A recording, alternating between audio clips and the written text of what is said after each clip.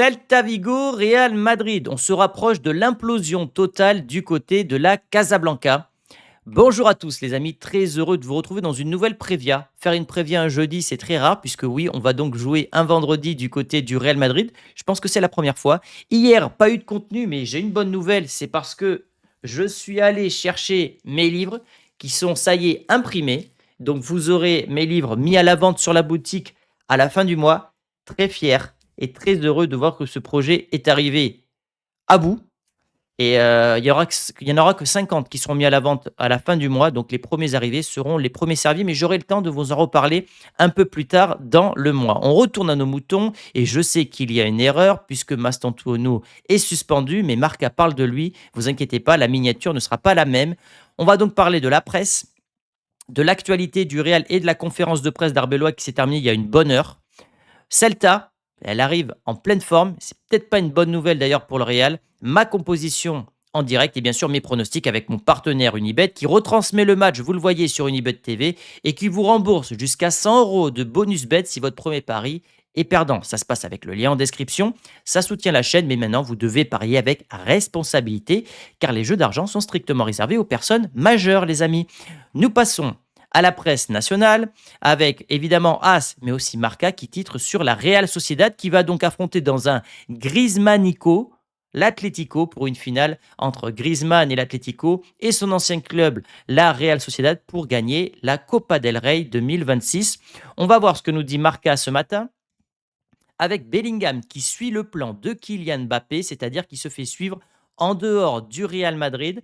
Cette question a été posée tout à l'heure en conférence de presse à Arbeloa, notamment par cet homme-là qui a suivi Zlatan Ibrahimovic. Même chose pour Kylian Mbappé. On parlera de tout ça un peu plus tard dans la vidéo.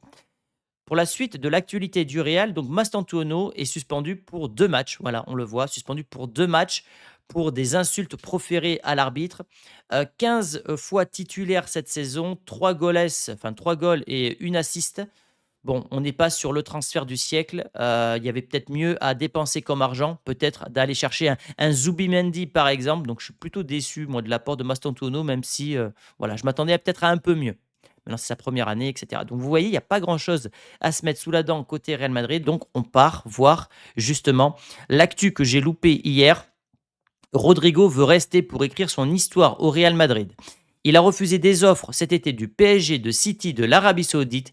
Il ne pense pas à quitter le Real. La question va pourtant se poser, vous le verrez après, mais très grave ce qui se passe avec Rodrigo puisque il a joué depuis 3 ans avec une rupture partielle du ligament.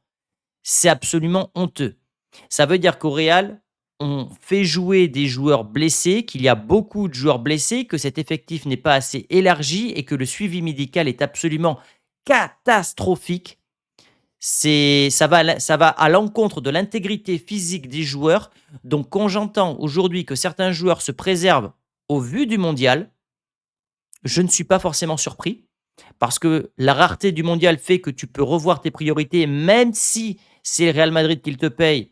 Je suis d'accord, mais surtout, le suivi médical de ce joueur est absolument abominable. J'ai contacté une personne pour faire une vidéo, une personne assez connue. J'espère qu'elle va accepter ma proposition parce que j'aimerais vraiment développer ce sujet sur ma chaîne. Voilà, parce qu'il y a vraiment des choses graves qui se passent du côté du Real Madrid. Et d'ailleurs, Itziar Gonzalez, l'ancienne spécialiste en nutrition du Real, a communiqué sur ses réseaux. Eh bien, sans rien changer, il continue de détruire les genoux des joueurs.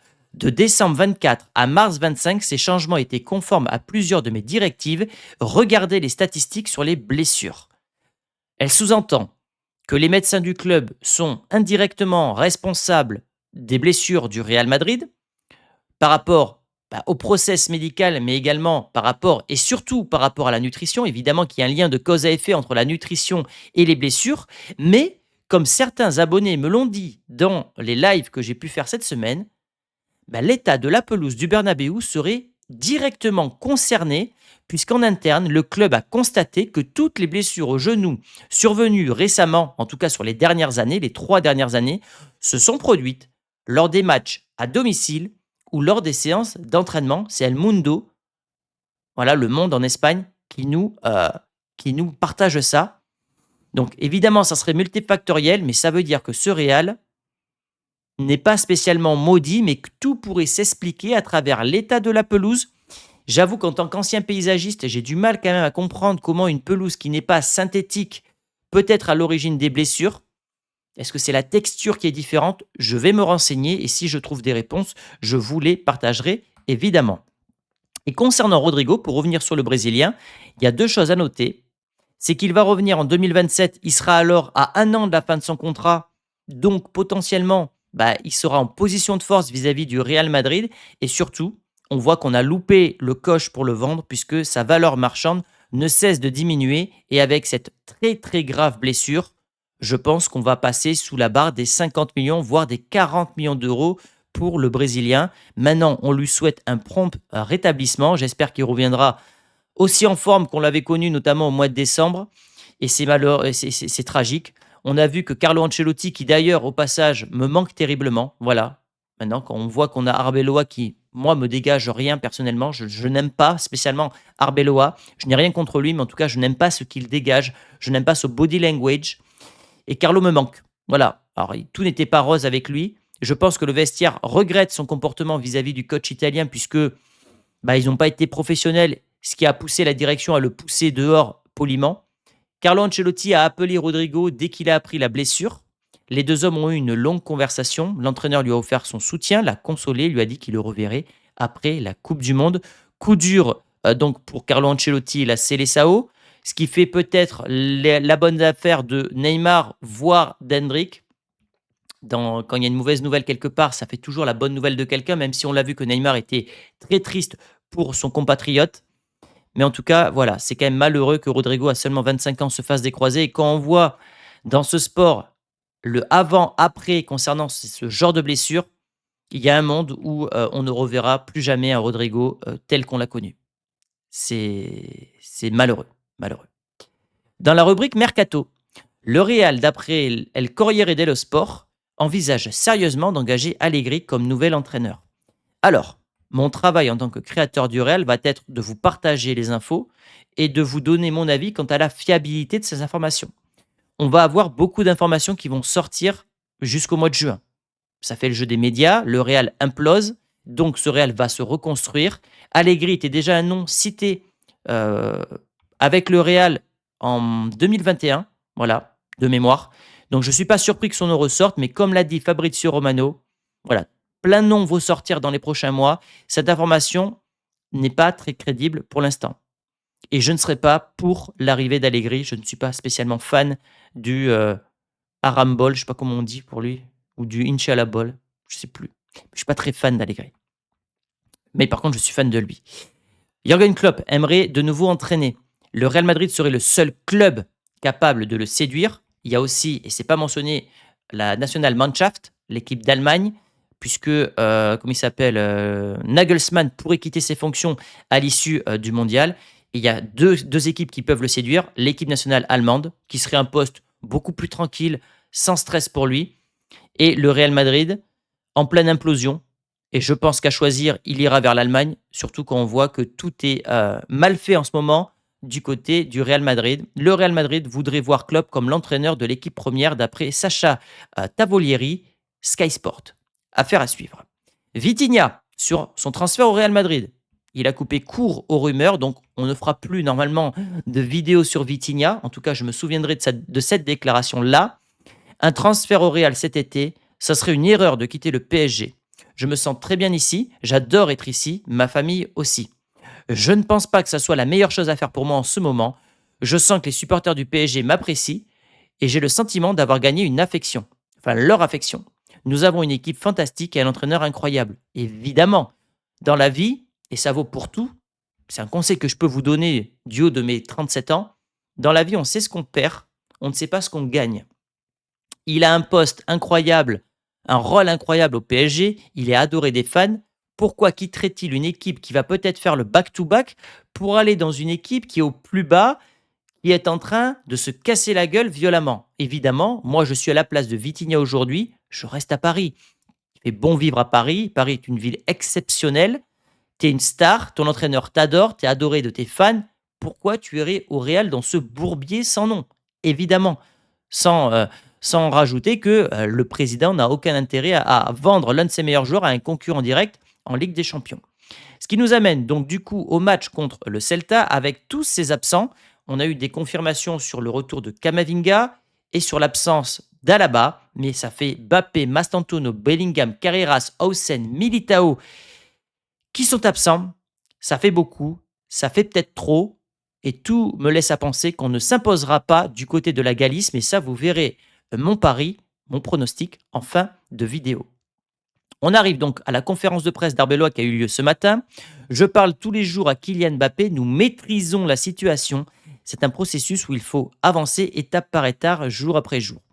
Quand il dit nous maîtrisons la situation, il y a une volonté de conserver la situation côté Real Madrid, alors que ce n'est pas forcément le cas, puisque on le sait, Mbappé est allé voir des spécialistes hors Real Madrid.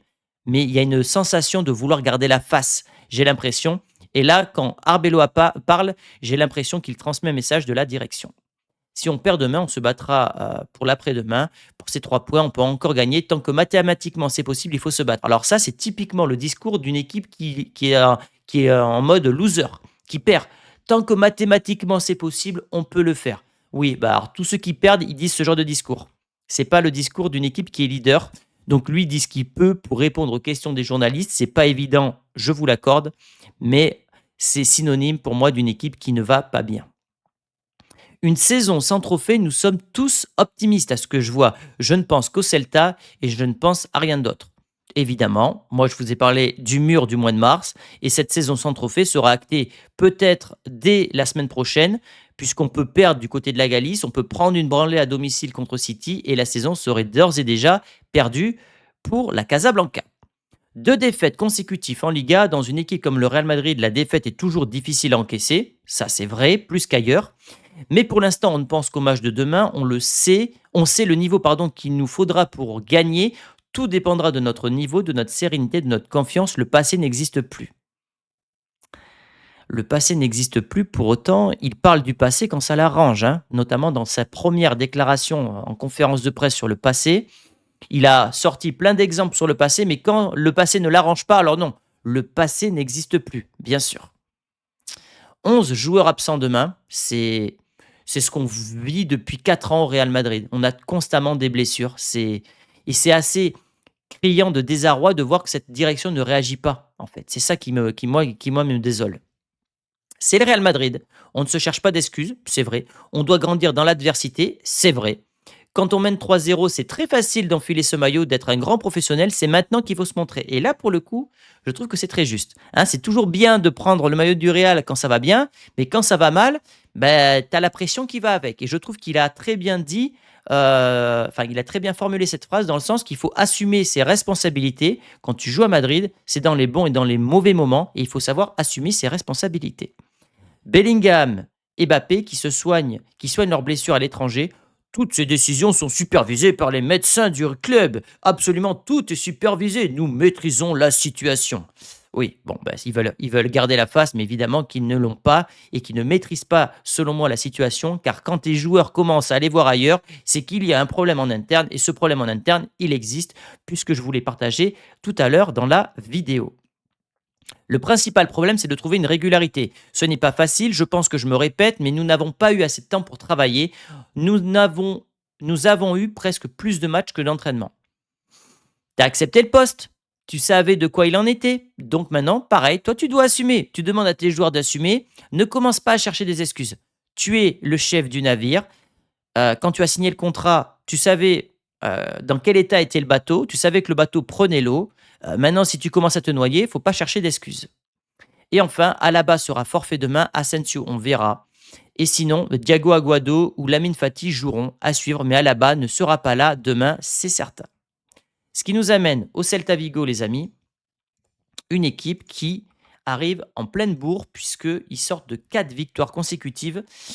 Ils jouent à domicile. C'est jamais facile d'aller jouer en Galice.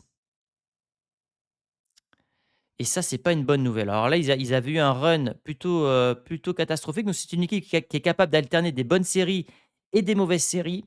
Dernière victoire du côté de Girone. Alors, c'était pas le plus grand de Girone, mais bon, c'est un Girone qui avait quand même inquiété le Barça à un moment donné. Il y a des joueurs qu'on connaît, notamment, on va le voir ici, Mingueza, l'ancien du Barça, Moriba, l'ancien du Barça aussi, évidemment, Iago Aspas, la légende du Celta, Marcos Alonso, ancien de Chelsea, ancien du Barça.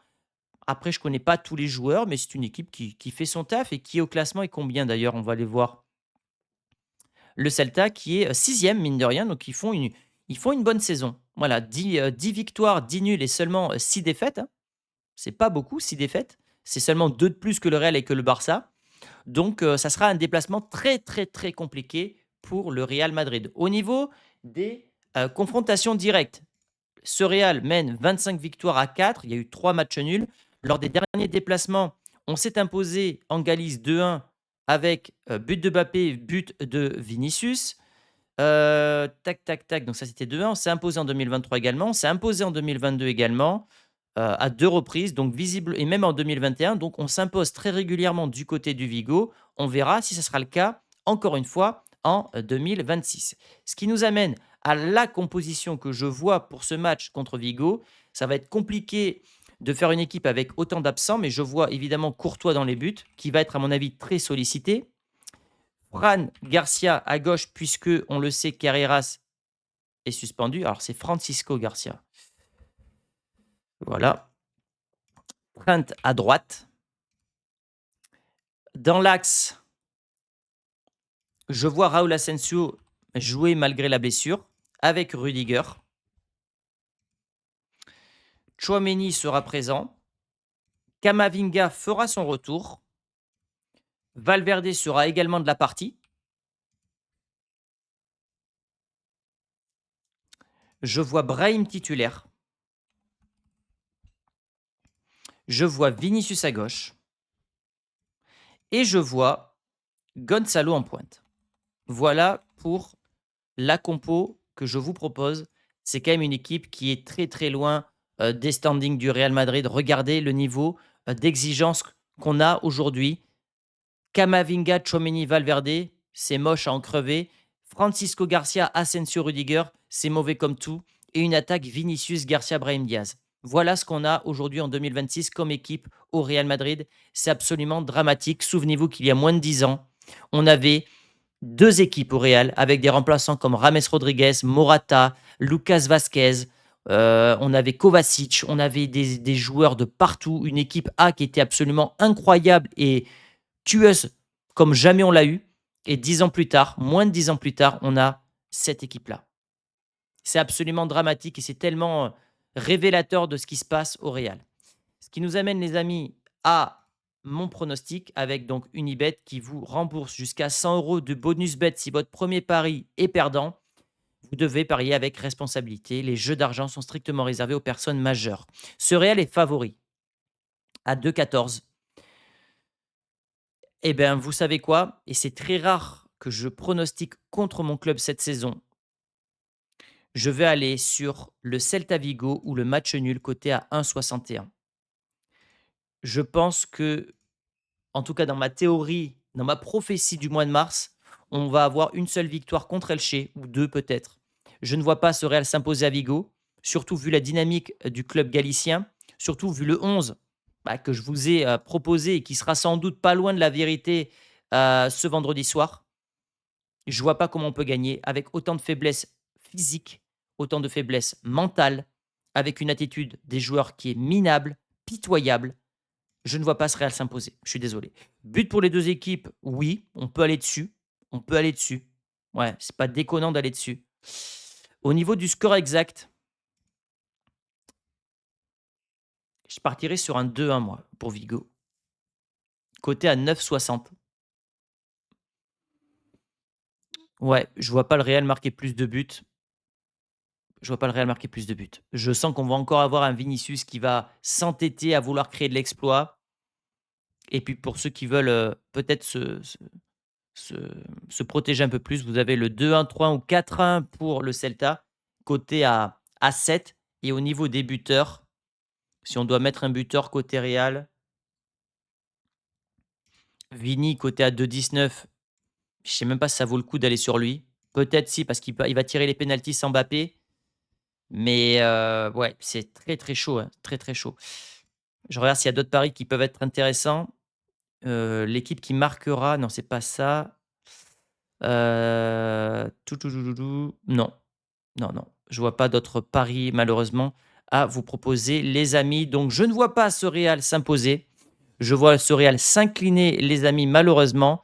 Heu, voilà, je rappelle que vous avez des vidéos exclusives aux membres qui sont disponibles sur la chaîne, il y en a une vingtaine. Vous pouvez soutenir la chaîne en devenant madridistas ou socios et je rappelle également pour ceux que ça intéresse, soyez présents sur Instagram parce que j'annoncerai et également sur YouTube l'arrivée du livre de manière officielle sur la boutique. Il est désormais imprimé, il est au chaud à la maison et j'ai très hâte de vous le mettre à la vente pour que vous puissiez lire ce banger où j'y ai mis toute mon âme. Merci à tous les amis. On se dit rendez-vous demain pour le débrief à chaud concernant le Real. Peut-être avant s'il y a une bombe qui tombe côté mercato, etc. Merci pour votre fidélité et je vous dis à très vite pour une prochaine vidéo. Ciao les amis.